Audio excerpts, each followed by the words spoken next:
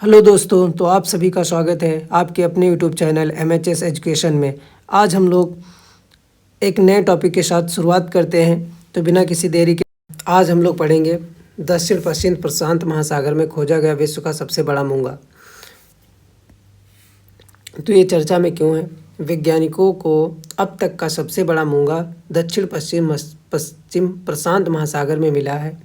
Mega coral जो कई जुड़े हुए छोटे जीवों का एक संग्रह है। यह सोलोमन द्वीप में खोजा गया है। कहाँ पे खोजा गया है? सोलोमन द्वीप में खोजा गया है। यह द्वीप ऑस्ट्रेलिया से लगभग 2000 किलोमीटर उत्तर पूर्व में स्थित है। कहाँ पे है? ऑस्ट्रेलिया से लगभग 2000 किलोमीटर उत्तर पूर्व में। ये हो गया था कि आपका उत्तर पूर्व 2000 किलोमीटर।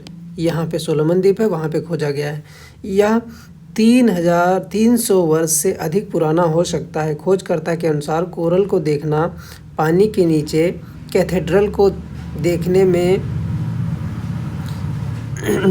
जितना कहना है। यह ब्लू व्हेल से भी बड़ा है। यह ब्लू व्हेल से भी बड़ा है। इसकी चौड़ाई 34 मीटर, लंबाई 32 मीटर, जबकि ऊंचाई 5.5 मीटर है। कोरल क्या होते हैं? सबसे पहले बारे में जानेंगे कोरल क्या होते हैं। तो कोरल की संरचना ये दी हुई कुछ इस प्रकार के होते हैं। ये एक तरह का समुद्री जीव होता है। प्रवाल और मिर्जान भी कहते हैं। इसे क्या कहते हैं? प्रवाल भी कहते हैं और मिर्जान भी कहते हैं। आनुवांशिक रूप से समान जीवों से मिलकर बने होते हैं, जिन्हें पॉलिप्स कहा जाता है। प्रवाल और शैवाल में परस्पर संबंध होता है। प्रवाल और शैवाल को प्रकाश संश्लेषण के लिए जरूरी यौगिक देता है। प्रवाल जो होता है शैवाल को प्रकाश संश्लेषण के लिए बहुत जरूरी यौगिक देता है। मतलब ये हम जानते हैं, ये जो प्रवाल भित्तियाँ होती हैं कहाँ पे पैदा होती हैं? सबसे पहली बात होती है वाटर क्लीन होना चाहिए। ठीक है, जब वाटर क्लीन होगा मतलब पॉल्यूशन वहाँ पे होना ही नहीं चाहिए। जब पॉल्यूशन वहाँ पे नहीं होगा, एक बात। दूसरी बात, सनलाइट प्रॉपर होनी चाहिए। ठीक है, जिससे उन्हें कार्बोहाइड्रेट मिल सके। ये तीन चीज़ें ज़रूरी होती हैं। सबसे पहले वाटर क्लीन होना चाहिए, मतलब पॉल्यूशन वहाँ पे नहीं होना चाहिए, गहरा पानी होना चाहिए, और सनलाइट भी मिलनी चाहिए, कार्बोहाइड्रेट मिलना चाहिए। प्रवाल शैवाल को प्रकाश संश्लेषण के जरूरी यौगिक देता है। इसके बदले में जो शैवाल होता है प्रवाल को क्या देता है? कार्बन डाइऑक्साइड, कार्बोहाइड्रेट देता है। जो शैवाल प्रवाल को क्या देता है? कार्बोहाइड्रेट देता है। वहीं इसकी संस्कृत की बात कर लेते हैं। कठोर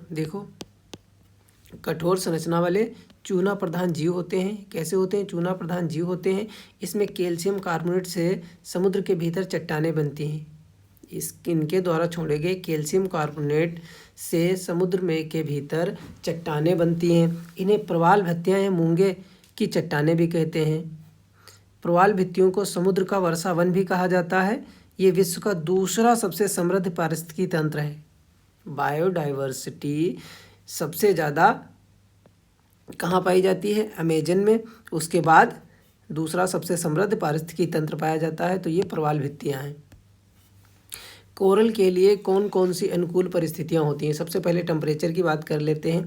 ज़्यादा कठोर कोरल 23 से 29 डिग्री सेल्सियस के पानी में ही पनपते हैं।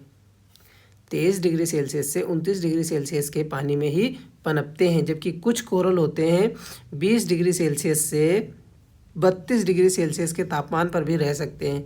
20 डिग्री सेल्सियस से 32 डिग्री सेल्सियस के तापमान पर भी रह सकते हैं। पानी की लवणता की बात करते हैं। इन्हें जीवित रहने के लिए खारे पानी की ज़रूरत होती है। कैसा पानी?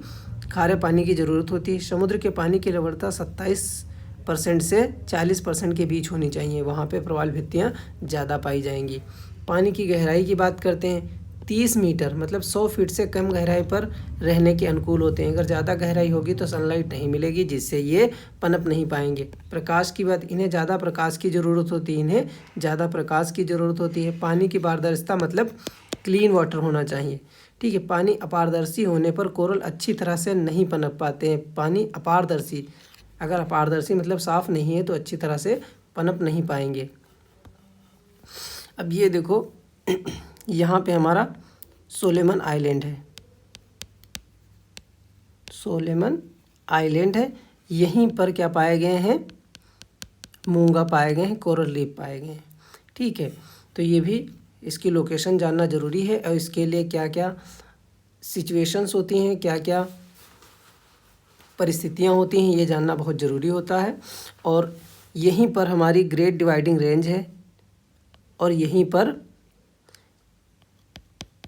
ग्रेट बैरियर रीफ पाई जाती है, यहीं पर ग्रेट बैरियर रीफ पाई जाती हैं, मतलब उसी एरिया में, क्योंकि इस एरिया में हमारा क्या है, क्लीन वाटर पाया जाता है। इस वजह से ग्रेट डिवाइडिंग रेंज के ऊपर मतलब उत्तर पूर्व में ऑस्ट्रेलिया के ग्रेट बैरियर रीफ भी पाई जाती हैं, जो इसी मतलब कि दुनिया की सबसे बड़ी बैरियर थे, मतलब कि रीफ वो मूंगा थे। वहीं दूसरी बात कहाँ पे खोजा गया है, सोलोमन द्वीप के पास, वो भी कहाँ है, वहीं पास ही में है, 2000 किलोमीटर डिस्टेंस पर है यहाँ से। Thanks for watching.